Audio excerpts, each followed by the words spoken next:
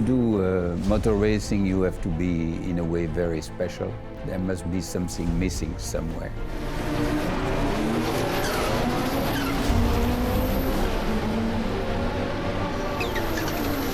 Anything that doesn't hum, there's no fun in that. Either it works or it doesn't. There's truly an attempt to surpass normal physical limitations. There's something quite amazing about that.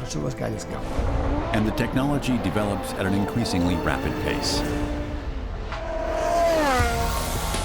Even today's race car drivers are subject to extreme stresses. When my wife and I first met, she said to me, "But you only have to turn the steering wheel. Why is that so difficult?"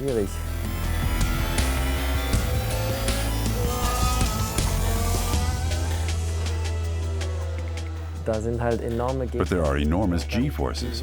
The seatbelt sits so tightly that I can't breathe correctly. I'm in there so compressed I can't even open my lungs.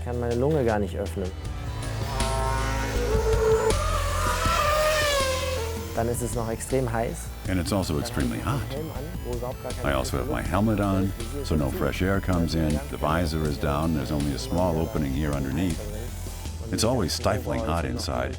And the overalls and also the underwear, it's all soaking wet, nothing breathes.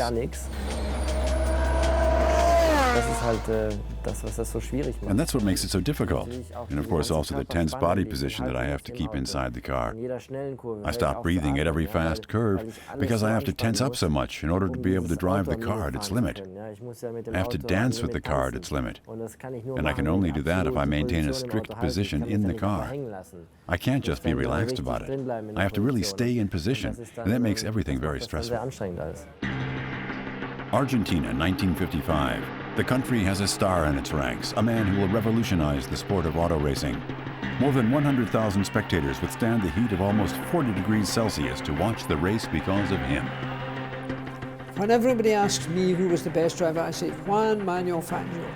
Fangio has already celebrated success in Europe. Now his being in his home country has become a national affair. Many drivers retire out of exhaustion. Not him. He's Argentinian. He is Fangio. Fangio, above all, was a gentleman. Fangio was a humble man. He was a fantastic driver, and I can think of never, not once did I ever know him do something that wasn't correct. Now, many drivers I've driven against, I mean, Farina was pretty dirty, but I mean, there were quite a lot that would, they would go over the edge, and I mean, Jack Bradman, so not badly, but they would mess you up with dirt. Fangio never. Absolutely perfect. The then 26-year-old Hans Hermann was a teammate of Fangio. He still admires him today. Juan Manuel Fangio was an incredibly decent person. He was a simple man, but he had an incredible charisma. I can remember one story in particular. In Buenos Aires, at the final practice session, he saw that my tires were worn down, and we only had 10 or 15 minutes of practice time left. He came over to me and told me out of sympathy that I could use his tires for my ride. That's how Fangio was, unbelievably helpful. So war Fangio, unglaublich hilfsbereit. Fangio is one of the first people to document the art of driving with a camera, a perfectionist.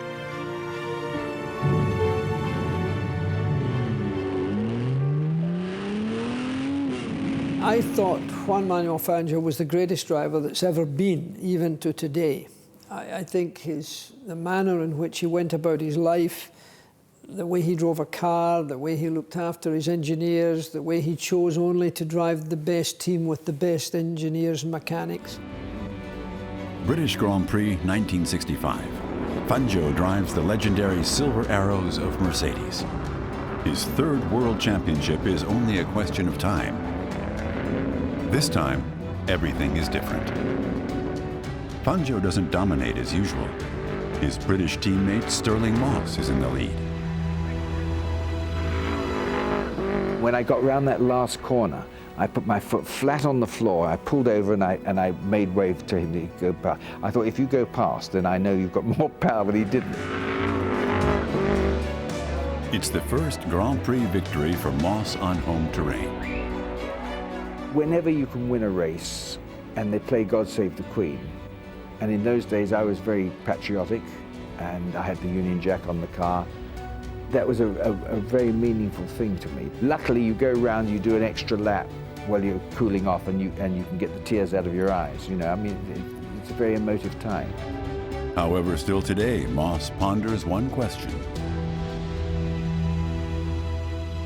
I asked him, I said to Juan, did you let me win this race? He said, no, he said, it was your day, you were on form and so on, but he's the sort of man who wouldn't tell me anyway.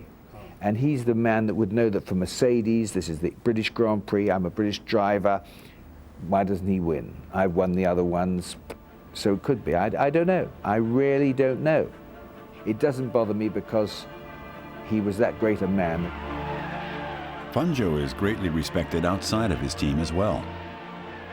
The Argentine combines domination with modesty. Fangio knows auto racing is not a one-man sport.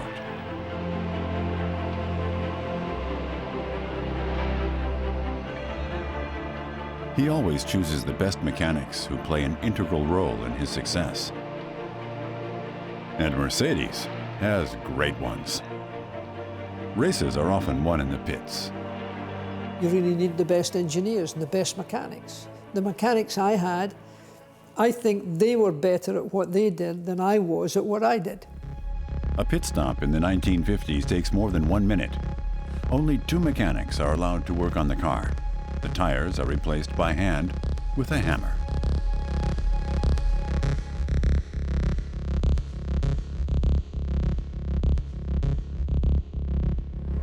Mechanics who are part of modern racing teams, such as Red Bull, are under enormous pressure.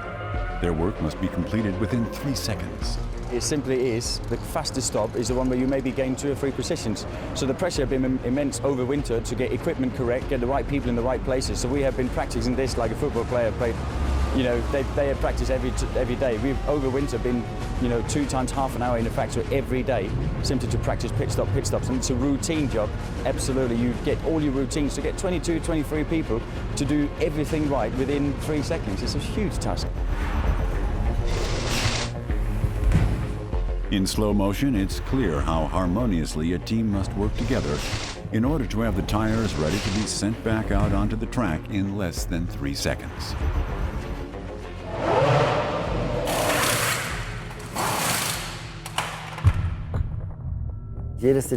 Every detail of the car is important. Each has its own purpose. There are 800 of us in the factory who work an incredible amount of hours on these 2 race cars. Then there are the people who come to work on the engine. They make up an additional few hundred. It's unbelievable, the whole organization that's behind it, and everyone has their part. Each is responsible for a part of the car, and everything must fit together perfectly. Only then can you win races, and every millimeter counts. If the spoiler was wrongly mounted by a millimeter, it would definitely drive slower. This being the case, it's truly the search for perfection.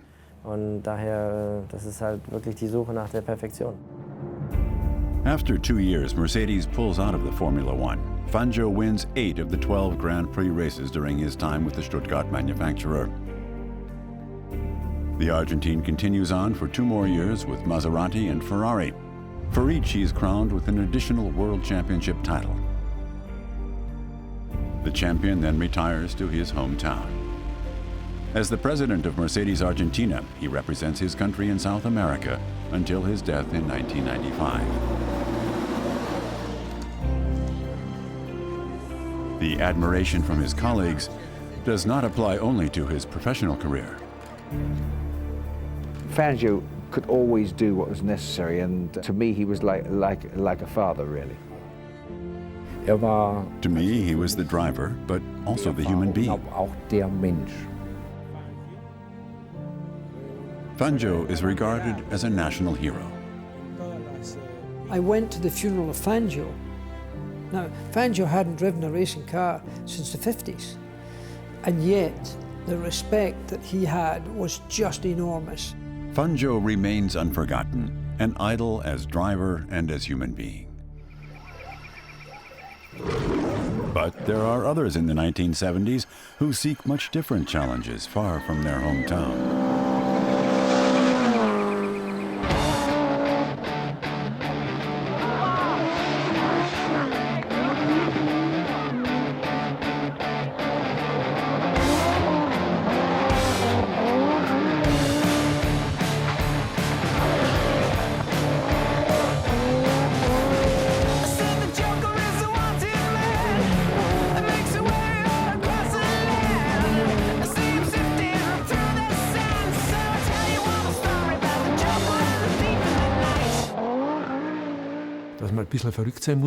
That you have to be a bit crazy. That's helpful if you want to drive fast cars. But if you have to think, it won't work. If it doesn't happen intuitively, it won't work. And therefore, I think for those who really have to learn it, they'll eventually hit their limit. Walter Röhrl, perhaps the best rally driver of all time. In 1974, he celebrates his first big success with Opel, the European Championships. His driving talent is paired with strict discipline and strong determination. Racing is a sport. I think I had the advantage that I already realized at that time that conditioning and an athletic lifestyle were needed in auto racing. It was a time when the Scandinavians were completely dominating the sport. And they definitely lived from their talent, since they had 6 months of snow or 6 months of gravel. But everything else in life they didn't take so seriously. They liked to drink. They liked to go out at night. And that was the key. I was incredibly in shape. You can't compare it with today's world. I sat for 40 hours at the steering wheel, and that's when you notice the importance of conditioning. In 1982, it comes down to the most spectacular duel in rallying history. Walter Röhrl against Michel Mouton. Man against woman. Her Audi race car with the new Quattro technology is superior to Röhrl's Opel. Röhrl's advantage? He's relaxed. I think the difference was I didn't want to win the world championship. I once said, being a one-time world champion is already too much. Things then began to blow up with Michel over the course of the year.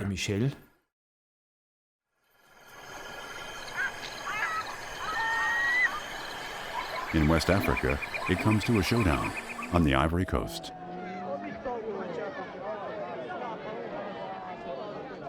I was more or less forced into it by Opel.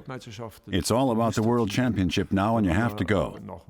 After going around in circles for weeks, we came to a compromise that I would not go to the practice, that my co-driver would go alone. I said I would fly in on the start day, and I would fly back out 2 hours after the finish. I didn't want to spend one unnecessary minute in the country, as I was afraid that I would get stung by something or would eat something bad, and therefore I went relaxed. I said, okay, I don't have to win. It's not so important to me. It's important to Opel, apparently, but not so much to me. And that simply makes it, like everything else in life, when you don't put pressure on yourself, it makes it all the much easier.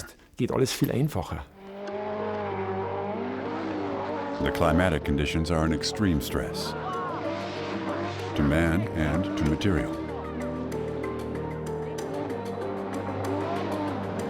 The mud and the heat are a great discomfort to the driver and the cars.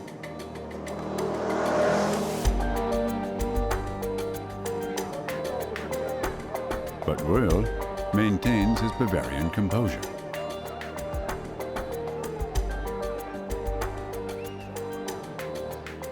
An hour after the start, my car broke down with rear-end damage. The journalists all came to me and were waiting for me to rage, but I said, eventually we'll continue on. There's 5,000 kilometers. It's a long way. It can still work out. And in that relaxed manner is how we dealt with the issue. Röhrl's decision is spot on.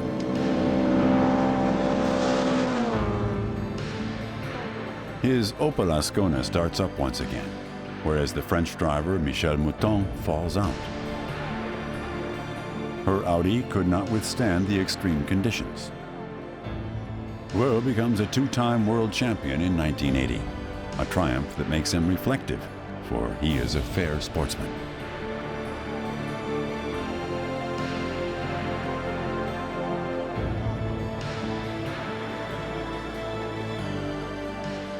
When I look back on it today, I feel bad. It would have been much nicer if Michel had won. It would have been a unique moment in history. For me, it was nothing. That's the unjust thing about it. She suffered, whereas becoming world champion again meant more or less nothing to me. For me, there was only one thing in life, Monte Carlo. Nothing else mattered. Rally racing during these times. Monster motors that demand everything from the driver, under the most extreme conditions in all areas of the world. Therefore, the co-driver is very important. He knows every inch of the track.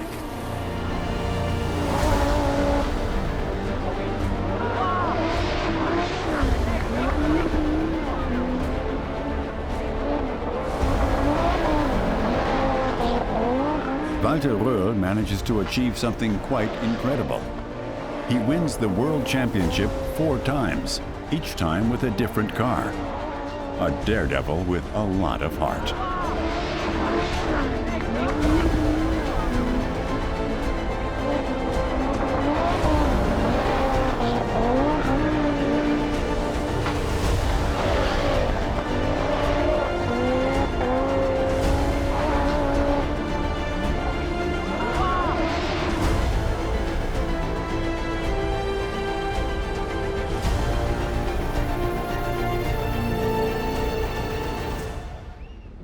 Stirling Moss, another daredevil who never wins the World Championship, yet still becomes a legend.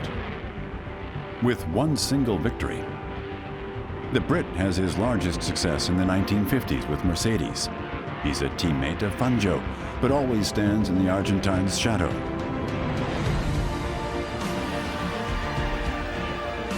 However, Moss could do it all. To me, Stirling Moss was, during that time, the perfect race driver. He had the skills, whether it was an endurance race or a short race, or a formula, or motor racing or sports car racing. He was always excellent. The one thing I had was I was versatile enough to be able to drive in different cars and so on. But the ultimate of driving, really, I think, is probably Formula One, if one's talking precision. Moss was born in London in 1929 and discovered his passion for racing early on. He signs up for a private team, much to the dismay of his father, a dentist, who doesn't regard racing as a career. Moss feels comfortable behind every wheel and doesn't care how long the race is. He therefore takes part in the 24-hour race in Le Mans in 1952 and takes an early lead.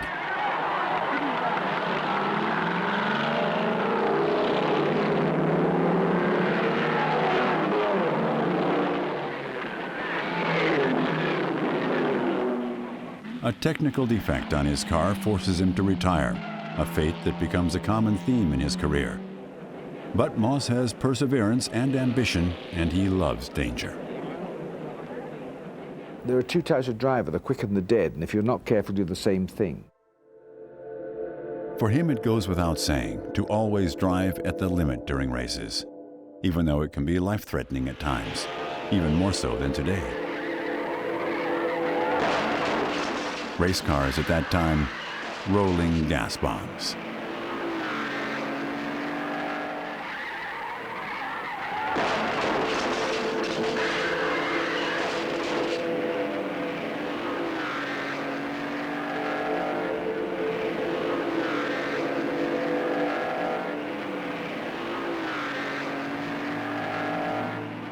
Wir saßen in Rennboliden voll. We sat in the race car, full of gas, no seatbelts on, like how I'm sitting here. Short-sleeve shirt, an odd cap as helmet. At the start line, the thoughts were often, and not just with me, who will it be today? That means, please, not me. Maybe the person in front of you, or beside you, or behind you. we raced from that perspective. Gesichtspunkten sind wir Rennen gefahren.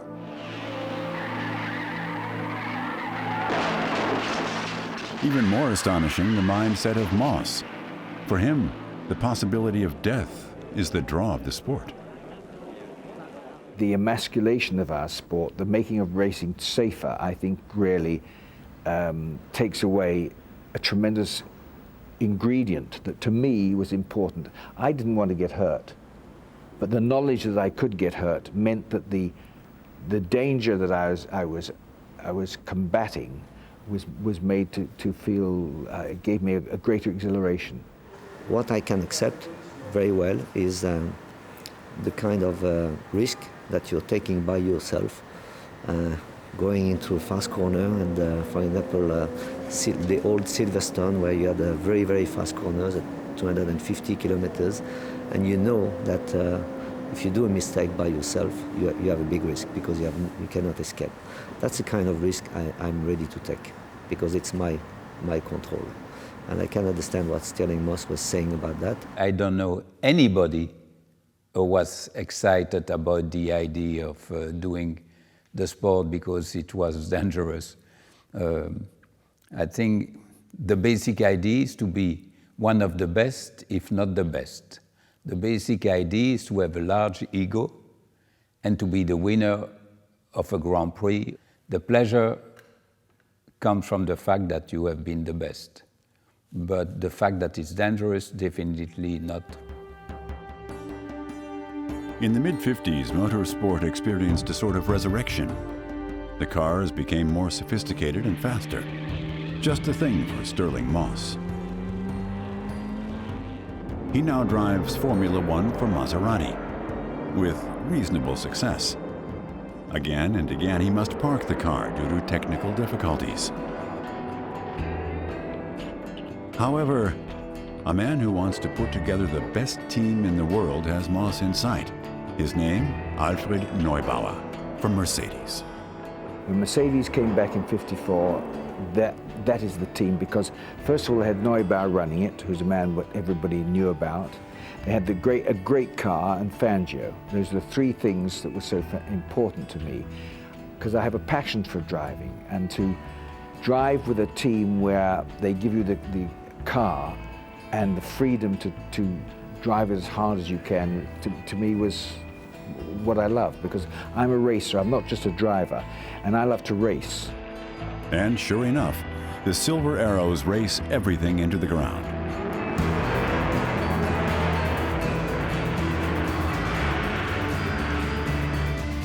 Though Moss also has the best team on his side, as well as the best driver.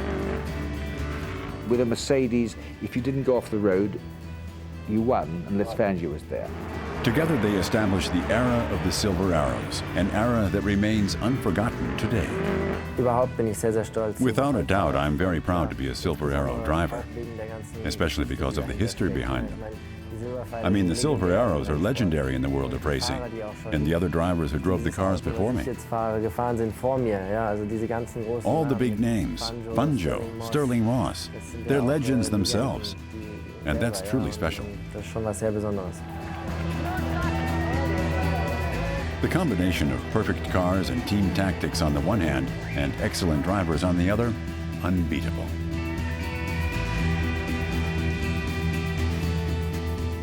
Moss und ich, wir waren gleich.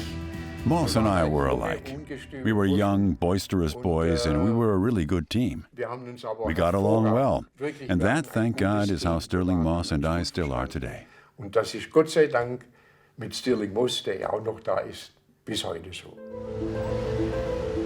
And then came the day of all days for Stirling Moss, May 1955, the Mille Miglia in Italy. A tough sports car race that demands all that Moss loves: endurance, exertion, and exceeding the limit. There are things you don't get in Formula One that you do in sports cars. I mean, Fangio, I know, didn't like not seeing his wheels. It doesn't worry me one bit. I don't look at the wheels anyway. So it's horses for courses, and drivers are different. But at least I feel that I could go from one to another, and it didn't make too much difference. His co-driver is Dennis Jenkinson. For the first time in history, he puts together a road book. He knows the track inside and out. Stirling Moss starts at 7:22 in exactly the manner the Mercedes team had expected. Wir wussten, dass Moss ziemlich scharf gleich losgeht. We knew that Moss would come out of the gate strong. We calculated that when we came to the stretch to Bologna, where there's only a straightaway and emergency braking, that we would then get past Moss. Vorbeigekommen wären. But things turn out differently. While Moss leads the field at a murderous pace, the race comes to an end for his colleague Hans Hermann due to technical damage. Da hat's diesen rausgerissen und The fuel cap ripped open and gas poured over us. At first it was pleasant, it was cool. Thank God something was cooling us off. But my co-driver was thinking way ahead. He was already standing on the seat and no longer sat, as it would have only taken a spark, and we would have been a burning torch. I looked at the back quickly to see if it was already burning, and I got a gush of gasoline in my eyes. I couldn't see anything, remained clinging to a rock. Thank God there were no jumping sparks. And by the time the car came to a complete stop, my co-driver was no longer in it. He jumped out right away. Unfortunately, that was the end of the race for us. Das Rennen war für uns dann leider da zu Ende.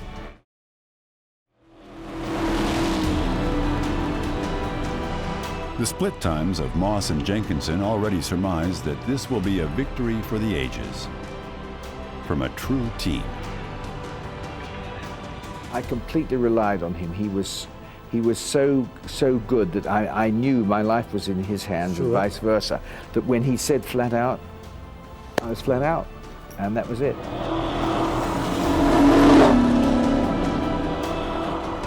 When Moss is the first to cross the finish line, the audience can hardly believe what they're seeing. For the 1,000 miles, he needed only 10 hours and clocked an average speed of 157 kilometers per hour. Never again will someone drive the track as fast as Moss. Joy and disappointment lie close together. It's actually the one race, and I've been to a lot of races, where I'm still sad today that it didn't work out. It was probably, I suppose, one of my best races, yes. After flying high in Italy, Le Mans is up next. Moss is to drive together with Fangio. Hans Hermann has recently had an accident during training and is out. As a result, Mercedes engages Frenchman Pierre Levesque as substitute, a man of the old school.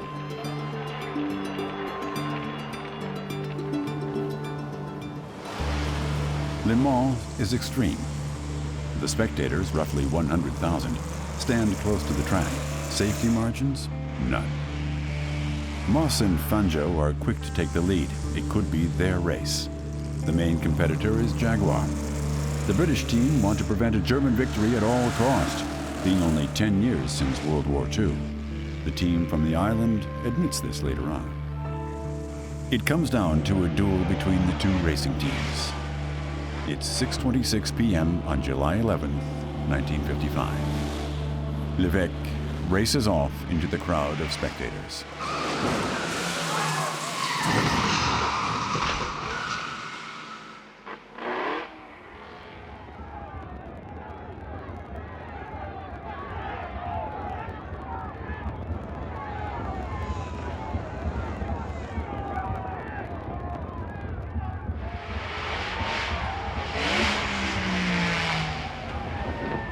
The exact cause of the accident is never fully clarified.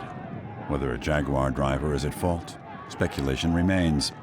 84 people died, among them Pierre Levesque.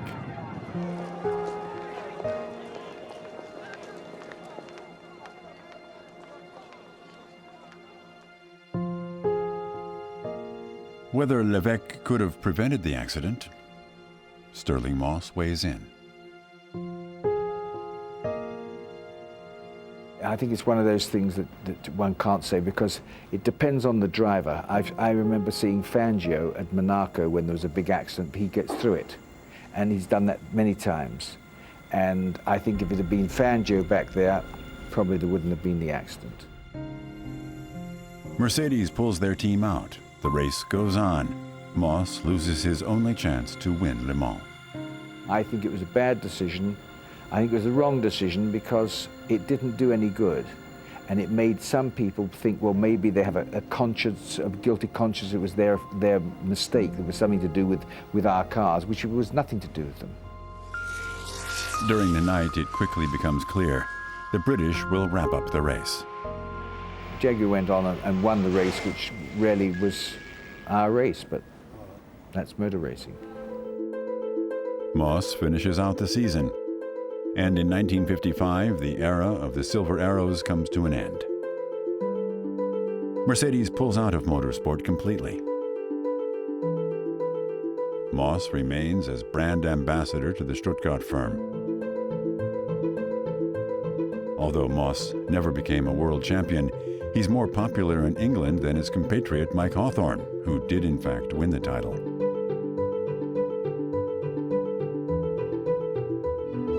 Due to his crazy driving practices, Moss gave away many victories. Sometimes he didn't plan out the race well. He was too wild. Still in the last lap, he wanted to drive the fastest lap and then would fall out. That means he would have actually won multiple world championships. The most important race I ever did in my life was the one today. Because today I can be killed, today I can win. Last week's gone, next week hasn't arrived. So today's what matters. And the of course I'd like to be world champion. I must admit, when I lost the world championship, the first time I was very, very disappointed because I felt I was better than the guy who won it. And the second time I was disappointed, and probably the third. But when I look back, I don't mind. To me, and I console myself with the fact there's an exclusivity for being somebody who never did win it, but some people think I should have done. That's wonderful. I'm not a year. You can't sort of say, well, was it 59 or 57 or 50 or 60? I'm not a year. So that's my philosophical way, or my easygoing way of getting over it. In 1962, Moss has to end his career. He severely injures himself in an accident. Racing is no longer an option. He lies in a coma for a month.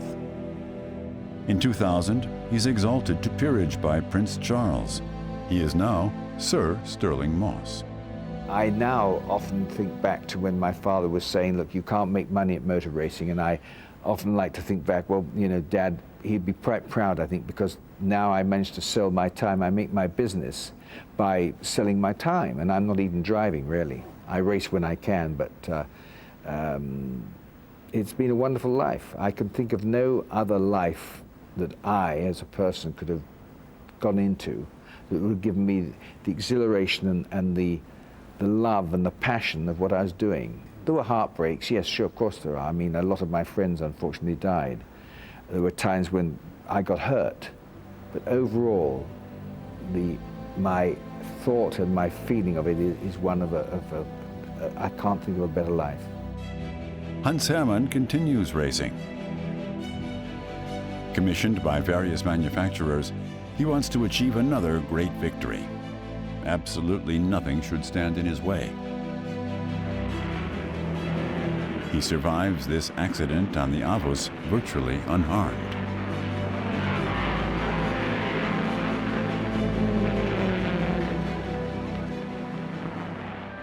Change of scene. Until 1986, the so-called Group B is the elite class of rally sport. The cars have enormous horsepower, and most have all-wheel drive. And again, accidents with tragic consequences occur. Spectators are killed.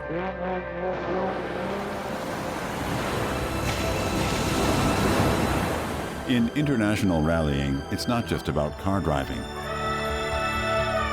It's a marketing campaign on almost every continent. The race cars are deliberately exposed to the greatest of difficulties. No extreme is too big in order to prove that you build the best cars. For the drivers, this means always be on the limit in the battle for seconds, and in most cases, a lack of safety precautions.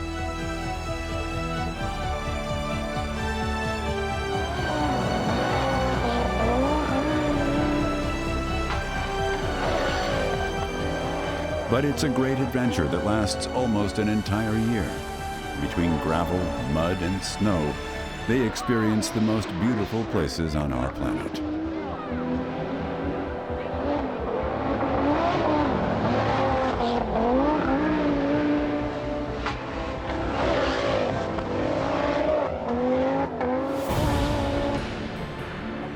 Meanwhile, the cars have become so strong and fast that steering and braking alone is not enough.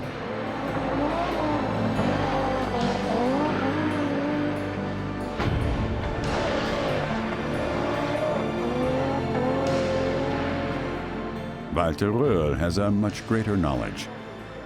He has a photographic memory. If you want to drive with 535 horsepower and your co-driver doesn't know exactly what's ahead, forget it. And that was a great advantage. That with me, the film played out, and it was all a confirmation of what my co-driver had read to me. The project Group B ends in 1986. It's too dangerous, too extreme, essentially irresponsible. Group A is introduced. The engines throttled, the craziness kept to a minimum.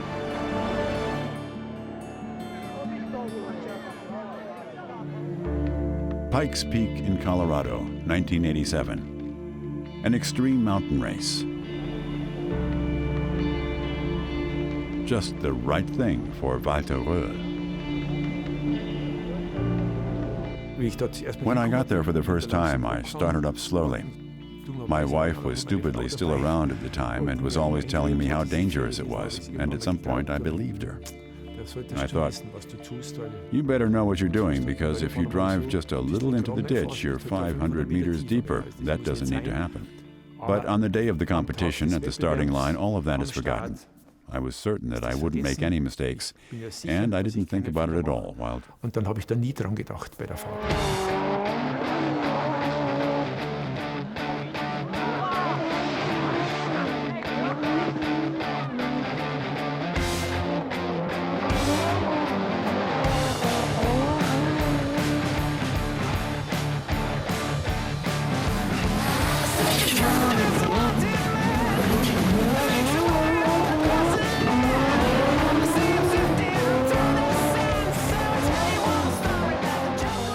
Röhrl has demonstrated all again in 10 minutes, 47 seconds.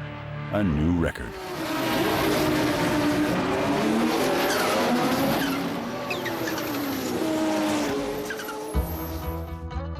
In 1988, the Audi team returns to the USA.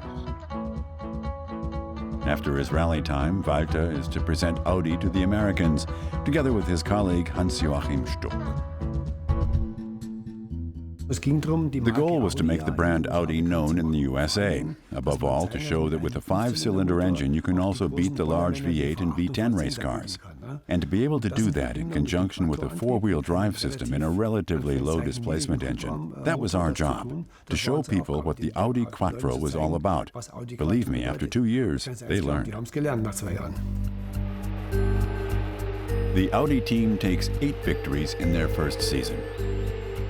Commandingly, the Bavarian car maker wins the Manufacturers' Championship.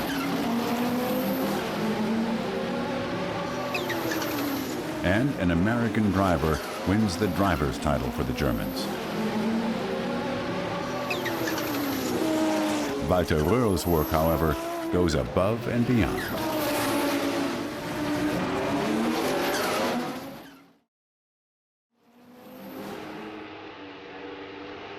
Walter was of course very important to Audi, as he helped develop the entire Quattro technology. And finally, it made no difference if we were driving on gravel or asphalt. Walter also helped develop the Trans Am with the ISMA 90, for which he did most of the work, since he was unbelievably knowledgeable with all the transmission ratios. What percentage in front, how much in back, which damper, which springs, and I also learned a lot from Walter. That was already the time, thank God, when there were so-called telemetry recordings from which I could see how he braked. He braked from the left to maintain the car's balance. From that I learned so much from Walter, and that's how I was able to adapt the car so quickly. He was of huge importance to our team.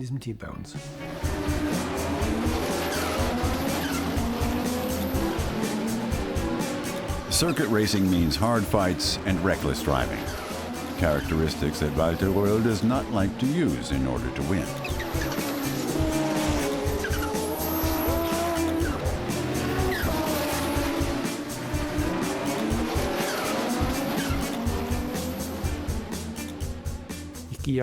I also don't like to go first. When two people want to go through a door, I let the other person pass. In racing, this is of course the wrong way. So I also did the exact opposite when I had to, as I was under pressure from the company.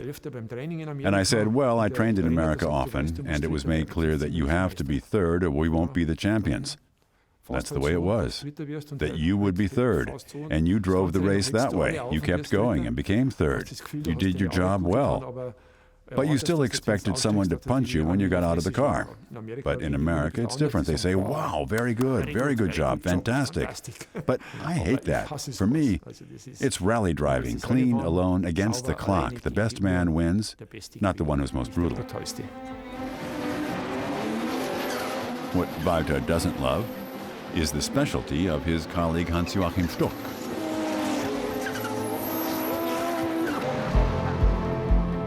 He prefers the hard driving style and also has success with it in the Formula One.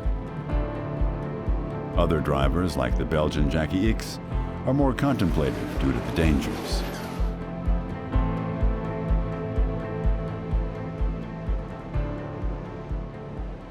Not everything is shining.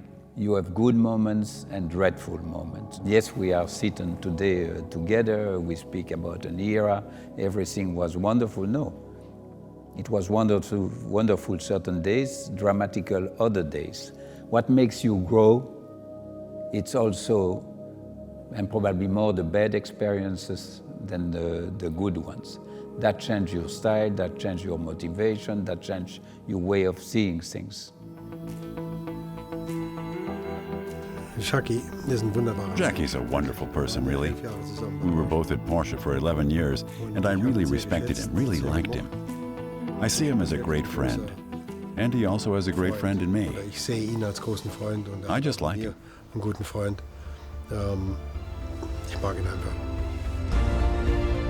Jackie X, one of the best all-round drivers of all time.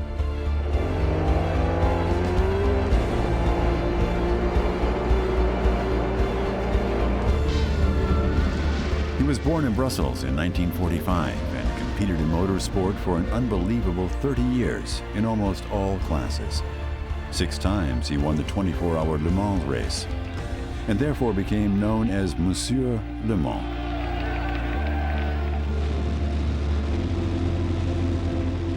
His driving style adapts to the task at hand.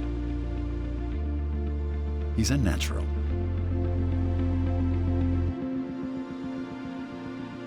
And Jackie X is a winning driver, by no means to be taken for granted.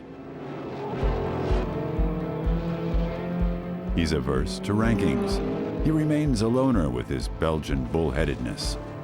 Stages of his career: Tyrrell, Ferrari, Branham, Ferrari again, McLaren, Lotus, Williams, Porsche.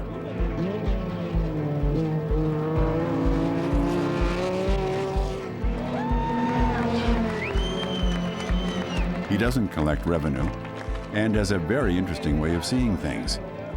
He always maintains a certain distance from the racing scene. There were a lot of freedom and a lot of, in a way, amateur style. The name professional was not the name adapted to us in those days. Why?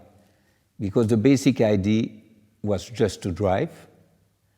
The money was not important, and there were no money. The basic idea was to win races. And Le Mans is his race. His partner, Jochen Mass, stays on the outside. He doesn't want to take part in the classic. He would rather film it. The risks are too great. I always told Porsche I would like, of course, to drive all races with Jackie. Just not Le Mans. I didn't want to drive in Le Mans. I could have won the entire race with Jackie, but I did it out of principle and out of safety concerns. He missed the possibilities of a number of wins at Le Mans because he felt uncomfortable, and you have to respect that. Pikes, on the other hand, is in his element, the victory firmly in sight. But a malfunction during the beginning of the race looks to already be the end. I was out of the race due to a broken engine after 3 hours. But Pikes doesn't want to simply give up the race. He steps into the second car, more or less not standing a chance. Even if it looks a total disaster, you may win. The Belgian laid it all on the line and chose a brutal tactic. We had the incredible chance to be able to race Le Mans for the first time as a Grand Prix. That means flat out. The remaining car was 41st, I would say, by memory. To race at full throttle on such a track, an immense risk.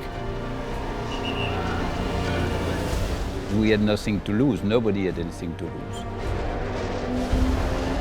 The decision came overnight. And in the morning, suddenly, you are alone in front. And then the unthinkable happened. We had to overdrive ourselves.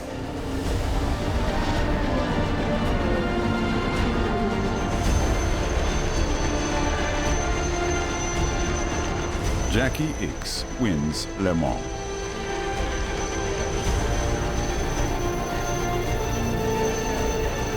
Personally, I think I drove one of my best races in long distance. Jochen Mass stands by his doubts, once again to take the risk, the incalculable.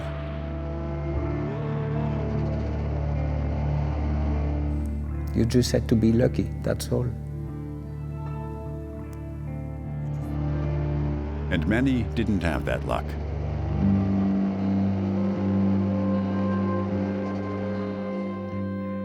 Jochen Mass was among those who weren't willing to put too much on the line, and for good reason. And it happened at every race. At every race, a driver was killed. I looked around on Friday at the briefing and I thought, who is it this time? Hopefully not me. His career is almost at an end. And then there is the other side to racing that Mass and his friends love so much. To be the center of attention, to be idolized, to give all that up. They're racers out of passion in the big, beautiful world of motorsport.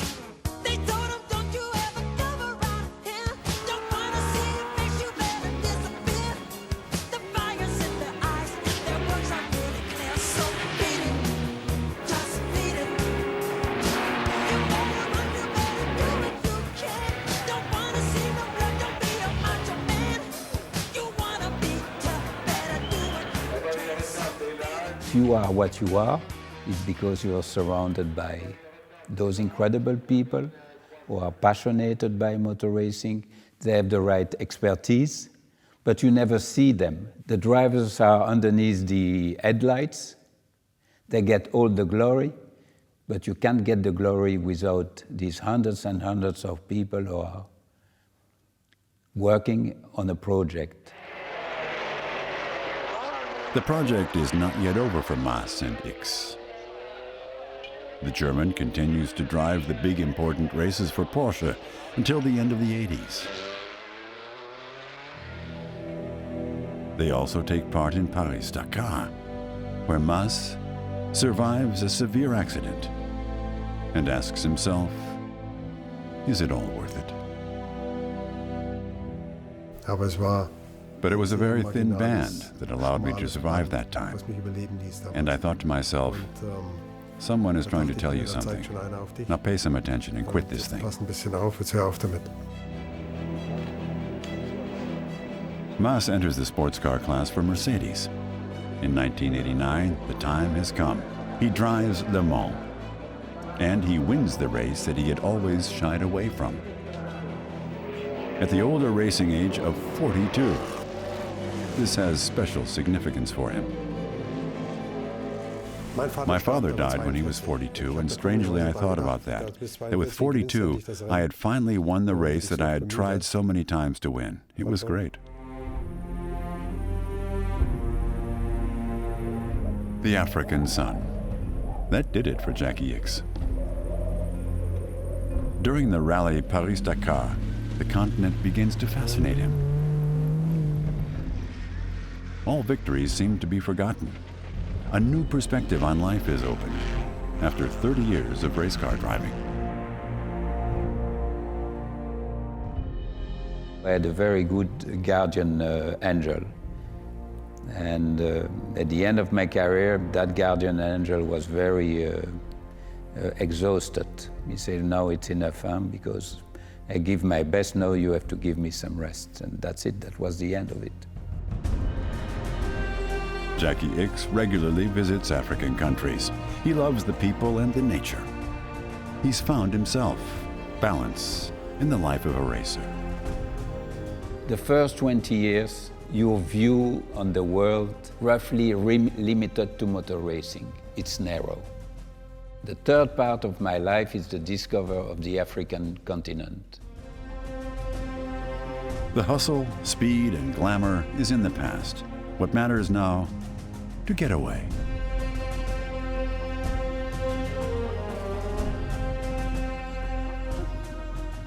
For me, it's well behind me.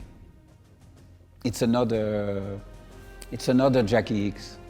When you reach the age of 70, you start to see the checkered flag. So you know that you have to enjoy every day of your life and take the best part of it. Jackie Ickx is completely finished with the sport of racing. In fact, he doesn't even want to talk about it anymore, much in contrast to his fans, who will forever regard him as the legend of speed.